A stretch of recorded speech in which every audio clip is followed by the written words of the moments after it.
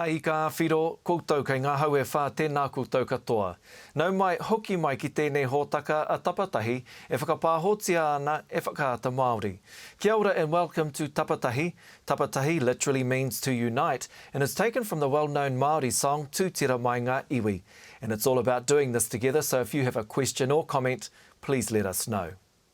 Well, coming up on today's program, for the first time since Anzac Day services began, New Zealanders won't be able to gather nationwide to commemorate those that paid the ultimate sacrifice and honour those who returned. Shortly, we discuss what this means and what we can do to pay our respects. We also meet the right whānau and hāwera who are using lockdown to learn waiata and brush up on their whakapapa. And Corporal Raynor Martin from the New Zealand Army Band performs The Last Post.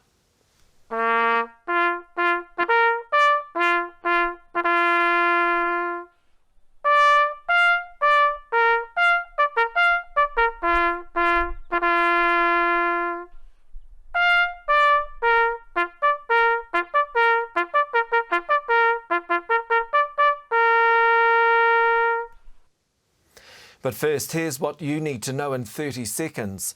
Toru te kau ngā rākua hipa I te tīmatanga o te rāhui e noho nei tātou. It's day 30 in lockdown. The number of new COVID-19 cases has dropped, but unemployment is on the rise as the country prepares to move out of alert level 4 and hoping the economy will pick up. There have been 3 new cases, 2 further deaths and 29 recoveries.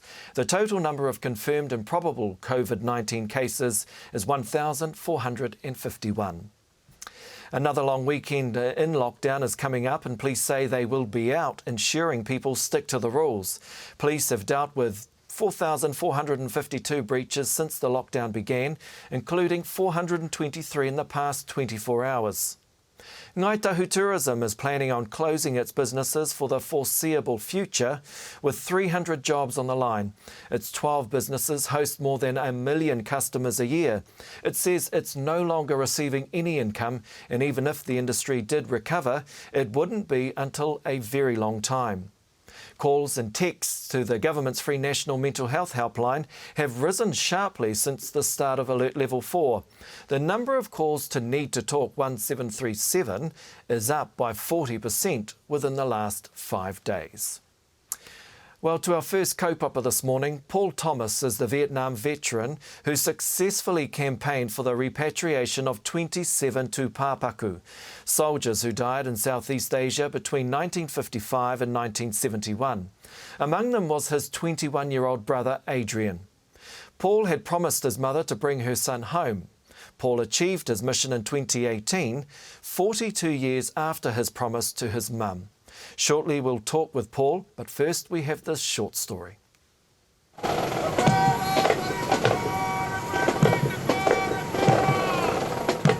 go back to whenua when people are born. When they die from our upbringing, they should go back to where their whenua was buried. That is probably the closest reason I can give to you for hanging in there for so long, is to satisfy my mother's wishes that her son comes back to where his whenua was buried.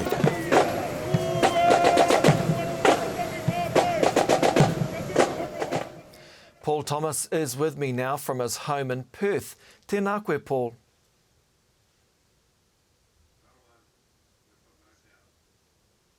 Kia ora, Paul, can you hear me?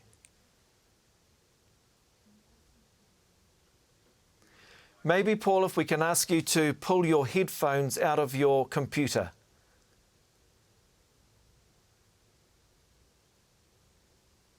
Let's try that, Paul. If you can remove your headphones out of your computer.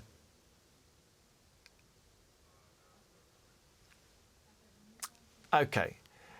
We'll fix that technical problem. And we'll move on to our next guest, which is still on the kaupapa of Anzac Day. And of course, tomorrow's Anzac Day will be like no other. This is the first time since Anzac Day services began in 1916 that New Zealanders are not able to gather nationwide to commemorate our defence personnel killed in war and honour those who returned. But from the safety of our bubbles, there's still much we can do to pay our respects. With me now is historian Dr Stephen Clarke to talk about how Anzac Day will be commemorated both here and at our important overseas memorials such as Gallipoli. Tēnā koe. Kia ora, Shane. Thank you for joining us. It's great that you can be with us this morning. No dawn parades or Anzac services as we know them, but in what other ways can we commemorate Anzac Day this year? Well, it's been what's been happening over the last few years.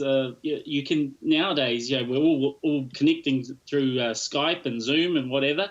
There's a lot of digital remembrance. You can lay a poppy, search an ancestor up on the Auckland War Memorial Museum's virtual cenotaph, leave a memory, and they've got all the New Zealanders through time that have gone overseas. There's the good old make your own poppy, cook or bake some Anzacs, all the good traditions. And there's been a lot of baking, so this will be an Anzac themed baking. And of course, there's the stand at dawn, which is going to be quite unique in our history of Anzac Day tomorrow. So there is quite a bit that we can do, but of course it just won't be the same, will it? How are you feeling about tomorrow? It's going to be different. It really is. I mean, the big part of Anzac Day is our community, our whānau coming together, and I mean, veterans are going to really miss that, because that's the thing they've really cherished. With the resurgence of Anzac Day over the last 25 years, is seeing those young faces in particular through that dawn light. It gives them a little sense of pride. They're very modest, our men and women in the services, but to see everybody come around. So we have to reach out virtually in a sense to make sure that they know that their service is recognised, and we'll all be back next year. Every Anzac Day, New Zealanders have a strong presence at our memorials around the world, and none more so than Gallipoli. How are those places being kept warm in our absence? Well, every day of the year, the Commonwealth War Graves Commission look after our graves, our memorials, our cemeteries all around the world, but in particular at Gallipoli. And they've been doing so since 1917. It started during the First World War. Now, the head gardener over at Gallipoli has been taking photos of all the New Zealand cemeteries and putting them up on his Twitter feed, knowing that we are going to be missing not being there this year. So he's putting the photos up. It's looking magnificent, as all those Commonwealth War Graves cemeteries always are. They do a fantastic job, and it's more than a job. It's really is a passion and a love, and often it's passed down through families, the keeping of these cemeteries by the gardeners. Stand at dawn is one way for Kiwis to mark Anzac Day tomorrow, by standing at our letterboxes at 6 a.m. What is the poignancy of this in reminding us of those who went away to war? Oh, I think this is really going to be unique, and I think of it as almost going back to the future. Because if you think that 100 years ago, or 70, 75, 80 years ago, from the First World War, the Second World War, our men and women were going from our streets and our farms away. And now we're going to get that sense of when we see our neighbours on our street, at our letterboxes, we're going to have that sense of, well, they did that once before. And it's also, the more people that can do that tomorrow at 6 a.m, the more that sense of community, keeping within our bubbles, of course, but that will be something very special. And we've been seeing this overseas in terms of the appreciation of the essential services, in terms of people coming out on their balconies in European cities and clapping. Well, tomorrow we're going to have a silent reflection, and it will be the team of 5 million coming together to remember. Anzac Day commemorates our servicemen and women, but this Anzac Day, as you say, there are also others on the front line right here at home to show our thanks for, right? Oh, that's right. I mean, I think on the War Memorial in Queenstown, it's a War Memorial arch. As a university student, I think I've laid some grass underneath around that memorial walk. But on that arch, it goes, service above self. And it's something that resonates with veterans. And we've seen that over and over again in terms of all our essential services, our doctors, nurses, emergency, frontline, but also, those working in all those supermarkets and the chains to keep us fed and safe.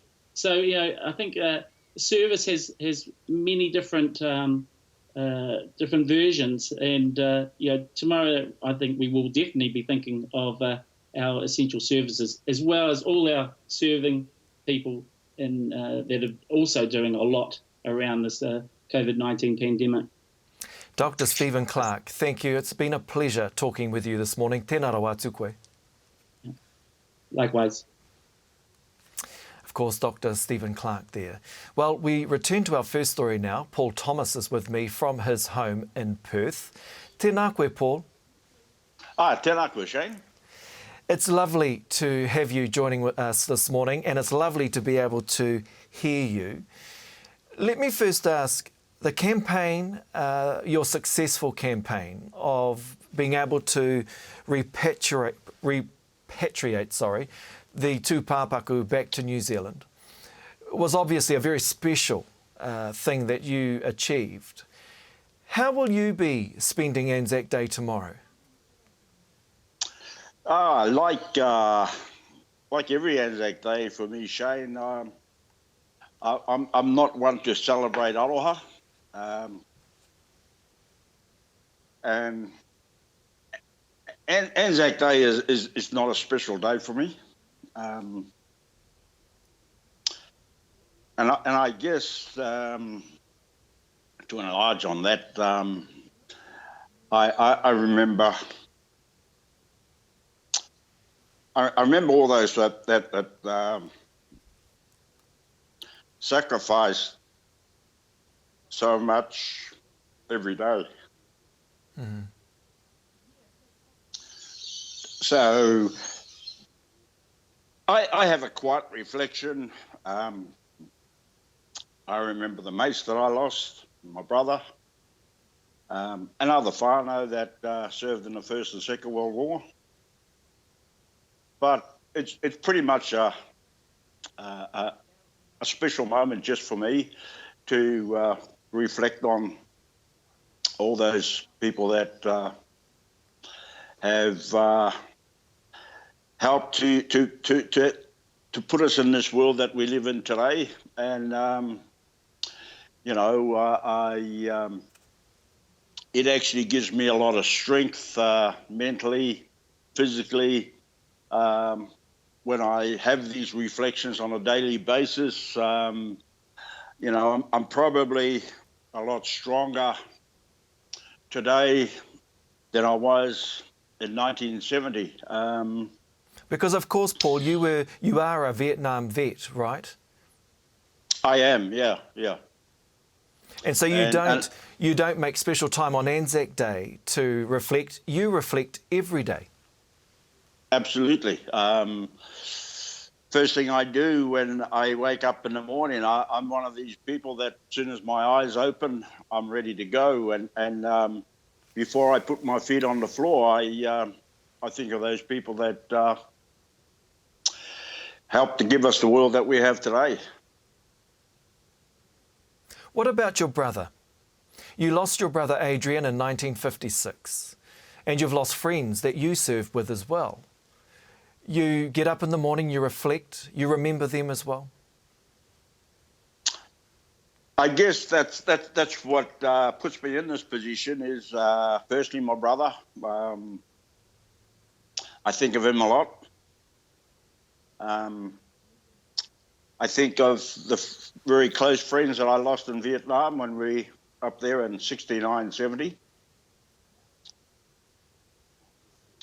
So to me, every day is special because I'm still alive and reflecting on,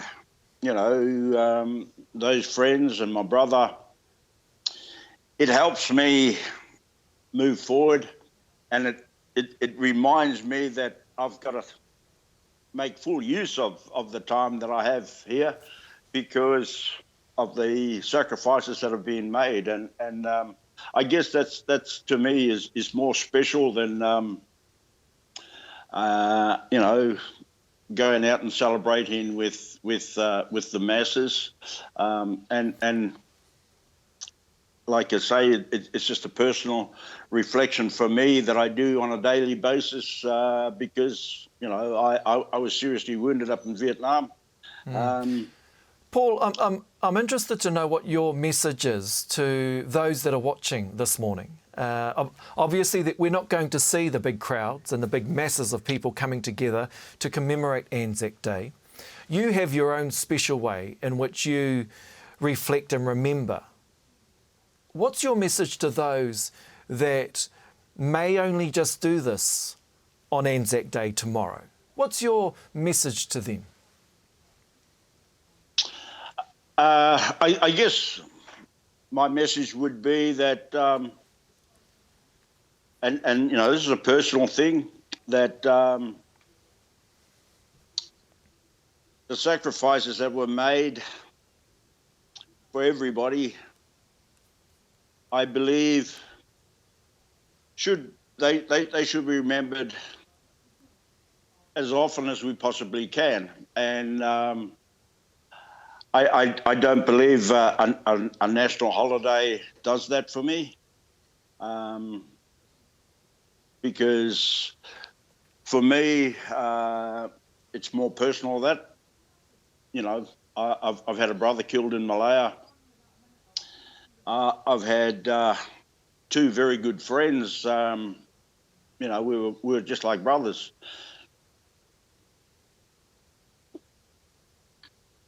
Paul, that were killed in Vietnam. Sorry, Yep. Paul, to interrupt you there. We've run out of time, unfortunately, and I just really want to thank you. First of all, for the campaign, the successful campaign that you were able to lead out, which saw the repatriation of tūpāpaku back to Aotearoa, New Zealand, and also for you sharing your experience and your message with us. Those of us that haven't been involved in any war, that haven't been part of the same experience that you and so many others have. So I want to thank you for your time. Tēnā rawa atu koe, ka nui rā te mihi. Thank you, Shane, and appreciate everything that you've said. Thank you. Paul Thomas there, joining us from his home in Perth. Well, we change tack now. We're going to Taranaki. The right whānau in Hāwera in Taranaki are using lockdown to learn waiata and brush up on their whakapapa. The bubble of 12 also meets distant whānau online for singing practice. With me now is Rāwhiti Wright, and shortly his whānau will join him to share a waiata. Tēnā koe, Rāwhiti. Tēnā koe, Shane, o te rā, tēnā koutou. It appears, Rāwhiti, your bubble of 12 have been enjoying lockdown and it's worked really well for you and your whānau. Ko te whakaaro tuatahi ka umai, ko te miharo. It has been good. It's been great for us to reconnect, because it's different from Christmas. This is not the Christmas holidays. Kei te haere tonu ngā mahi. We've got 4 adults in our group of 12 who have continued to work all the way through. My sister-in-law and brother-in-law are essential workers here. They are the kaitiaki of this whare when we're not here. One is a tanker driver, milk tanker driver. So, he's having to go to work daily. My sister-in-law, Taurangi, she works for a social services organisation here in Taranaki. Her work has just continued. Renee, my wife, for working for Te Runanga Nui, her support for kura and whānau, Hurinoi Te Motu, has continued. And of course, I've got my kura in Pōneke, ngā mokopuna, that I've continued to support mai tawhiti. And then we've got our tamariki, our mokopuna, to organise and to keep entertained and occupied. But yeah, in a word, it's been great. So what are some of those ways that you've been able to keep yourselves occupied and entertained over and above the mahi? So various strands of the whānau have come up with the idea of running different wānanga.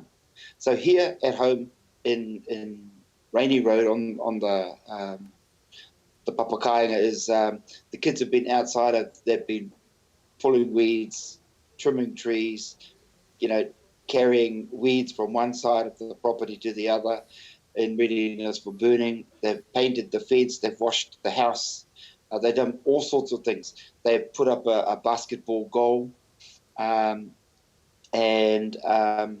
So on that level, it's about teaching them ki te timata tētahi mahi, whakaoti tērā mahi. Te mahi mo te kotahi haora, me u ki tērā mahi, me eke ki te taumata o te pai, e hea ai koe. Kia pai, kia tino pai, eke panuku, eke tangoro.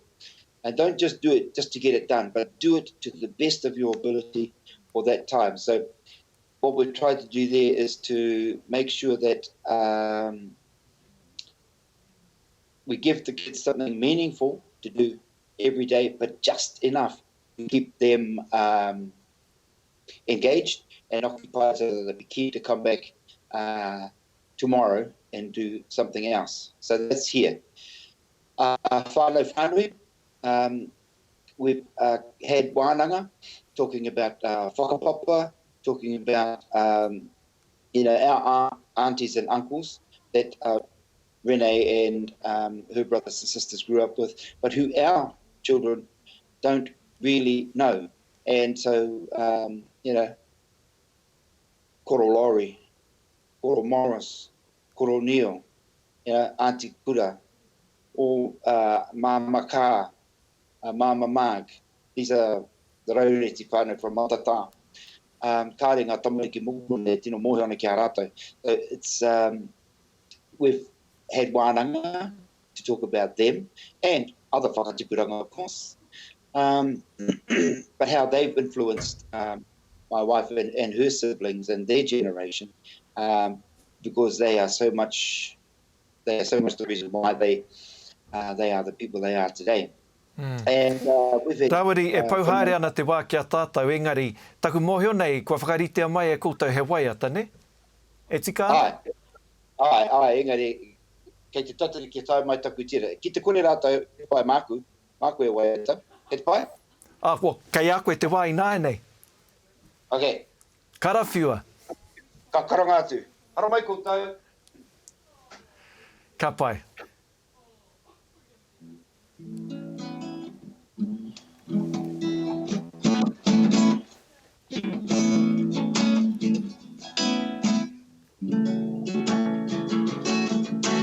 Ka tira te kōrero e hoa mā. Me mahi tahi ngai tātou katoa. Kia orai te reo Māori. Kia rawana i te awha tuki e. Wa oki ai ngā pūkōrero. Ngā kākatarahai o Whanoa. Engari, te kapua tātou ringa. Te kakau o te hoi o te whakareo Māori e. Ia tika te hoi kia kore e totohu e.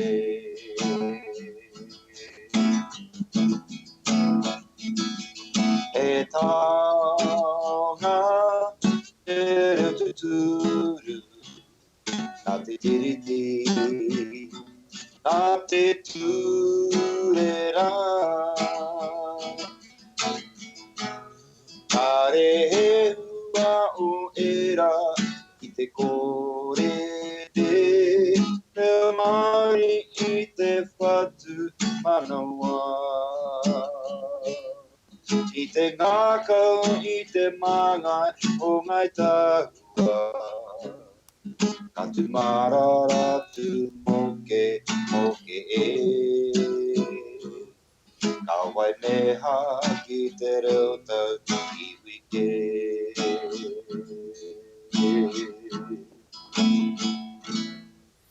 Rawiri, right, ka nui rā te mihi ki a koe, oti rā, te rawe o tā tāua kōrero i te ata nei me te rōreka o tō reo waiata, tēnā rau atu koe. E kona rā. Ka ati mai te rohe o Taranaki, ka huri te kei o te waka inaia nei ki Tāmaki Makaurau ki te whānau pōtaka. Joining us now from Ōrākei, Tāmaki Makaurau, is the pōtaka whānau, tēnā koutou.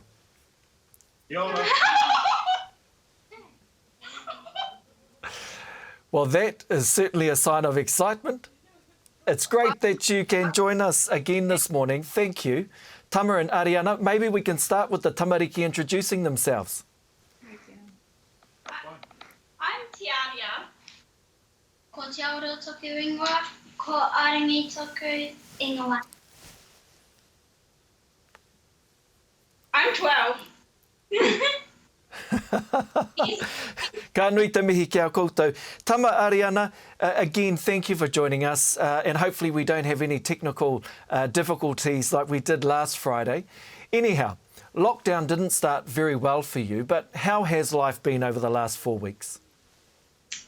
Well, I'd like to start with saying that we've probably invented a new ministry. This is called the Ministry of Madness, where everything that was normal is now not normal, including what our lives look like. Needless to say, we've had our own challenges, our fair challenges with our whānaus, both my whānau and Tama, with the health of Tama's dad and also the passing of my dad. So there are some the silver lining, I guess, in all of that is that Wairua has kept us very strong and very healthy, and that tikanga evolves in a way that allows us to still grieve and to heal, and we've just managed to find the joy in what life brings us every day, really. So, yeah. What about you, darling? Tēnā koutou, Shane koutou ko te whānau e tau mai rā ki whakaata Māori. One of the big challenges that all whānau are having right now is around our hauora, whether or not that's taha hinengaro or taha wairua, taha whānau, taha tinana, but also taha mahi and taha taiao, and some of those challenges that go within. And for us, it's trying to create the right balance and the right stability within that hauora kaupapa, within that hauora framework. So we might have a few ups and downs, but constantly we're recharging ourselves and not losing energy from eating poorly or not exercising or not keeping in touch with our whānau and friends and not keeping in touch with our atua and tūpuna. And those things are really important for us as a whānau ora. And that doesn't just rest within this house, but also goes out to our other whānau, even though they're living in their own bubbles. Mm. Tama, I'm looking at your beautifully adorned wall behind you. Can you talk to us about the poppies, the artwork that are on the wall? And can you also share with us what your plans are for tomorrow to commemorate Anzac Day? Well, this morning we had a kōrero while I was travelling back to our kāinga here in Ōrākei about the meaning of Anzac Day and some of the kōrero around Anzac Day and who the Anzacs were, but also who our pioneer battalion were and our Māori battalion, Te Ruatakau Māwaru, and the great many stories that are associated with that. And the people up on the walls are some of our whanaunga who went to different wars, the World War II and the Korean War and the war over the resolution of the war in Malaya and Singapore. But many of our whānau, as there are whānau around the country, went to wars around the world, but particularly the First World War and the Second World War, where Ariana's grandfather and my grandfather were both there. So Anzac Day is very important to us. We talked about some, let's call it Anzac 101, and inevitably that involved the Anzac biscuits. and the manaakitanga that was shown by a lot of wahine, especially in Aotearoa at the time, to send gifts and letters and biscuits and handkerchiefs to soldiers that were fighting in World War I, but also the reasons behind that and the defence of mana whenua by the Turkish people at the time, and those whanaungatanga continue to exist today. We have these poppies, and the tamariki have made their own poppies today, these ones up here, and they also have the little poppies, and we're thinking of the veterans and those who often get some benefits from us buying poppies and spending money to help them do the things that they do on Anzac Day and other days. So we learnt a little saying today about the Anzacs and about the wars. And what was that saying? E kore e whakahere. Lest we forget, we will never forget. And at the going down of the sun and in the morning, we shall remember them. Ka maharatia mātou i a rātou. Tama tēnā rawa atu koe I ēnā kupu rangatira, kupu a tāhua. Unfortunately, we're out of time now, and I had a few more questions because I wanted to talk to the tamariki as well, but we're out of time. But I do want to thank you for sharing your morning with us this morning and reminding us all about the significance of Anzac Day. Ka nui rā te mihi kia koutou. Kia ora, ka rite. Ka kite. Ka kite. Usually on Anzac Day, our Defence Force personnel are scattered around the world and throughout New Zealand on commemorative duties. They support dawn parades, Anzac services, and their bands are central to the commemorations. It just wouldn't be Anzac Day without the last post. Later in the show, Corporal Rainer Martin from the New Zealand Army Band, he performs the last post from within his isolation bubble. But earlier today, I spoke with Colonel Glenn King from the New Zealand Army. Colonel Glenn King, tēnā koe, and thank you for joining us this morning. Tēnā koe, Shane. This will be a very different Anzac Day for all of us. How will it be for you and your... Unprecedented times, I guess, call for unique ways of commemorating this event. I know for not being able to come together collectively will be very strange and different to what we're into, the dawn service or the RSA shorter. So, you know, finding ways in which they can still go through, I guess, the practice of recognising service and remembering those who have served our country and given those sacrifices, you know, going out at 6 a.m. in the morning and standing at the end of their driveway, you know, doing the ode, and then maybe the national anthem. You know, those kind of gestures or those key events are really important to us, and you know, I'd like to think a lot of us will still do something like that as they reflect on this event. So what will you be doing tomorrow? For our whānau, my wife and I both served, so we will get up early in the morning as we usually do, and we'll go out to our driveway and stand at dawn with, I know, a lot of New Zealanders, a lot of service people, and those who support the people, their families. After that, I think we'll head back inside, have a big breakfast, and I'm keen to watch a bit of TV, Māori TV. They always have some good programs on about reading stories and events from the Great War, the Second World War, you know, the Māori Battalion, and those conflicts closer, those who continue to sow, a time to spend with and we'll also my dad and my brother who also served, and we'll have a bit of a kōrero over Zoom. How has lockdown been for you and your service people? It's challenging, but we're used to challenges. There's a lot on Facebook and social media is that, you know, we those who have served overseas become accustomed to being separated from families and different lives focused on their wounds that we have when back home. So we are having limited access to things.